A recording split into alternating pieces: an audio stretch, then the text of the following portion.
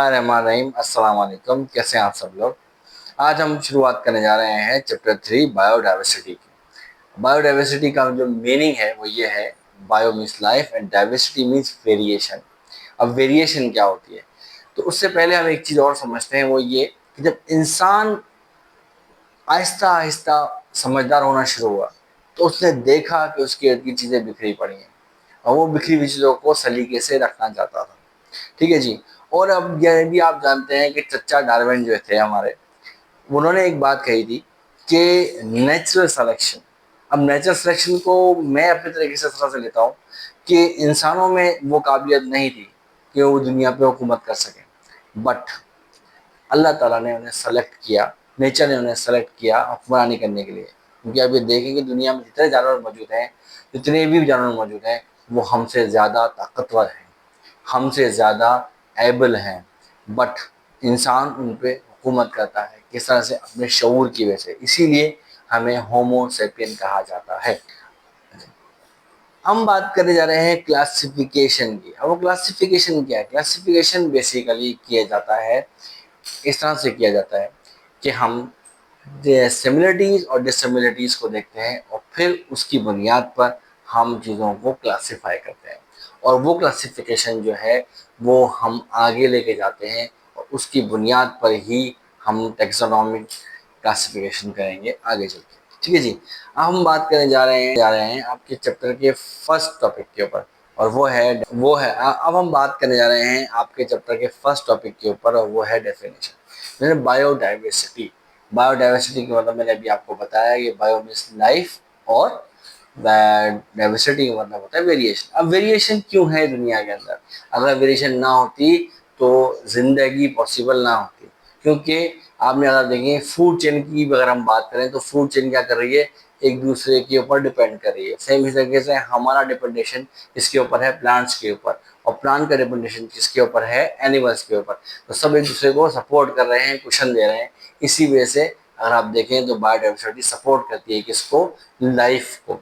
ठीक है जी। आपकी बुक क्या कह रही है? आपकी बुक भी यही कह रही है कि आपकी बुक जो ये कि दुनिया में जितने भी जानवर मौजूद है, जितने भी पौधे मौजूद हैं, वो क्या करते हैं, एक दूसरे को सपोर्ट करते हैं। जैसे कि उन्होंने बताया कि मेडिसिन के हवाले से अगर आप देखें तो 80% मेडिसिन जो हैं आपके पास जो मौजूद हैं वो आप कहाँ से आई हैं? आपके पास पौधों से आई है। यानी कि हम बात कर रहे हैं फ्लोरा और फ्यूना की। यानी कि फ्लोरा इंपॉर्टेंट है किसके लिए, फ्यूना के लिए, और फ्यूना इंपॉर्टेंट है फ्लोरा के लिए। दोनों दूसरे के साथ मिलकर इस दुनिया के कारोबार को चला रहे हैं। हम बात करने जा रहे हैं AIIMS and principle of classification के वजह से। अब बेसिकली यहाँ पर हमें थोड़ा सा प्रैक्टिकल होना पड़ेगा, या थोड़ा सा हमें बायोलॉजिकल वर्ड्स को इस्तेमाल करना पड़ेगा। वो कैसे कि हम बेसिकली देखते हैं कि दुनिया में मुख्तलिफ किस्म की वैराइटीज़ मौजूद है, बट वैराइटीज़ तो मौजूद है लेकिन उसमें कुछ ऐसी चीज़ें भी हैं हमारे पास जो एनालॉगस है या होमोलॉगस है। ठीक है जी। अब आपकी बुक क्या कह रही है? अपनी बुक में देखा होगा कि हमारे पास एक बटरफ्लाई मौजूद है और एक बैट का के विंग्स मौजूद है। एनालॉगस का मतलब होता है कि किसी भी चीज़ का स्ट्रक्चर डिफरेंट हो बट उसका फंक्शन सेम हो। अब अगर बटरफ्लाई के जो विंग्स हैं वो भी इस्तेमाल किए जाते हैं किसके लिए, प्रवास के लिए। इसी तरीके से बैट के जो विंग्स हैं वो भी इस्तेमाल किए जाते हैं किसके लिए, प्रवास के लिए। बट अगर हम देखें होमोलोगस का मतलब क्या होता है, होमोलोगस का मतलब होता है similar in structure but have different function. उसे हम होमोलोगस कहते हैं। अब आपके पास अगर आप बुक में देखें तो मुख्तलिफ आपको बाजू के डिज़ाइन नज़र आएंगे, लेकिन इसमें एक मेन चीज़ है वो है उसके 3 जोड़ मौजूद हैं। उसके अंदर 3 जोड़ मौजूद हैं, उंगलियां मौजूद हैं। अब इसीलिए हम बात करते हैं कि होमोलोगस और एनालॉगस। अब बायोलॉजिकल क्लासिफिकेशन के बारे में बात कर लेते हैं। बायोलॉजिकल क्लासिफिकेशन क्या होती है?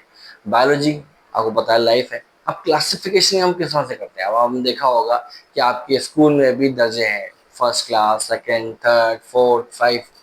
उसमें एक तरह के बच्चे, एक एज के बच्चे, एक ग्रुप के बच्चे, एक एज ग्रुप के बच्चे होते हैं। ठीक है जी।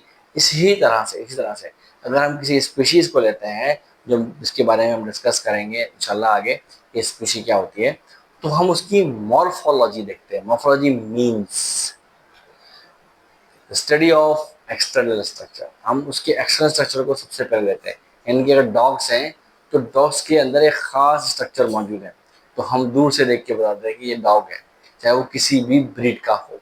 बिल्ली है, कैट्स है, तो हम उसके एक्सटर्नल स्ट्रक्चर को देख कर ही बता देते हैं कि ये कैट है। ठीक है जी। इसी तरीके से डिफरेंट एनिमल्स को हम मॉर्फोलॉजिकली क्या करते हैं, क्लासिफाई करते हैं फर्स्ट। अच्छा जी, हमने मॉर्फोलॉजी की बात की, एक्सटर्नल स्ट्रक्चर की बात की, ठीक है। बायोडाइवर्सिटी के बारे में बात कर रहे हैं तो जाहिर सी बात है उसमें कुछ तो चेंजिंग आएगा ना भाई।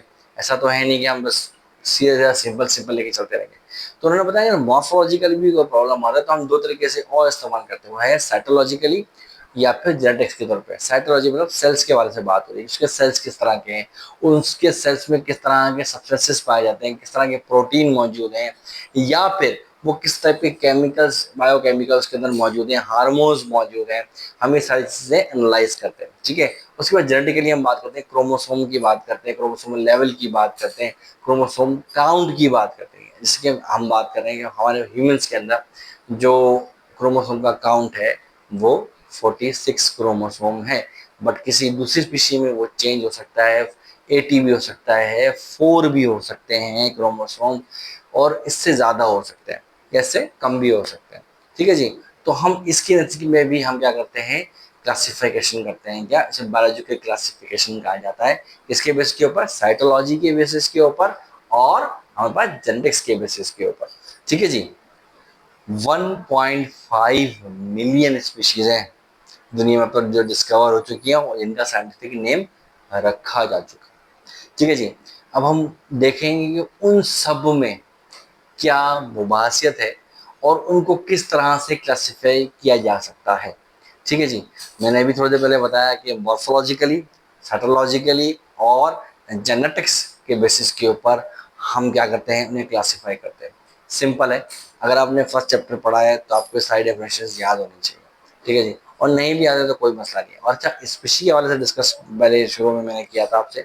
स्पीशी बेसिकली वो इंडिविजुअल है जो एक ख़ास जगह पे ख़ास हैबिटाट में रहता है। ठीक है। अपने ही जैसों के साथ इंटरब्रीड करता है, यानी कि शादी करता है, बच्चे पैदा करता है और फर्टाइल बच्चे पैदा करता है। ठीक है जी। और मेल फीमेल हो तो उसे हम स्पीशी कहते हैं।